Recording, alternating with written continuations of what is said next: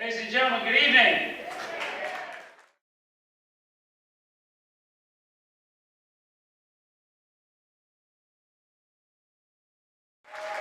I am Mark, and I love it when people say that I'm your next congressman from District 2.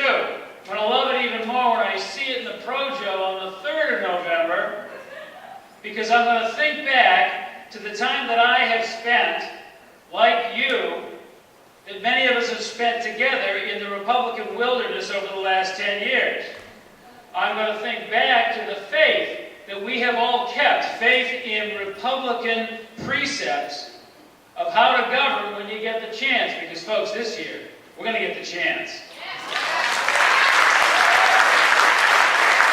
Throughout that time period, while we were trying to organize, trying to work against the tide of 70 years of one-party rule, we were further frustrated by the fact that those in power kept asking the people to accept more and accept more and accept more that would hurt them.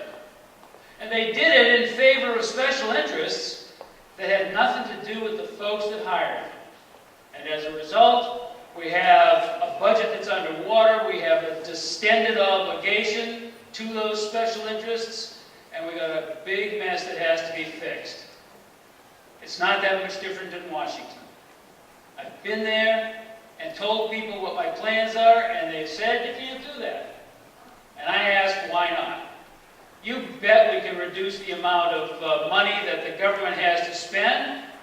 The House of Representatives initiates any kind of expenditure. It appropriates the money.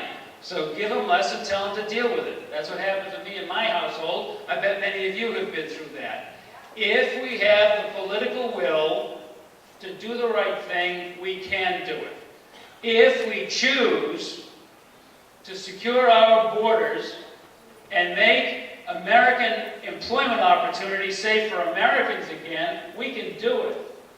If we choose to let the government back out of the onerous overregulation that is just burdening businesses with additional costs that are unnecessary, it will allow those businesses to grow and create the employment opportunities in Rhode Island and everywhere else that we need. And all we need is people who were forged in that wilderness, people from this room, people who've been out here apprenticing, preparing for this day. I hope I'm one of those people.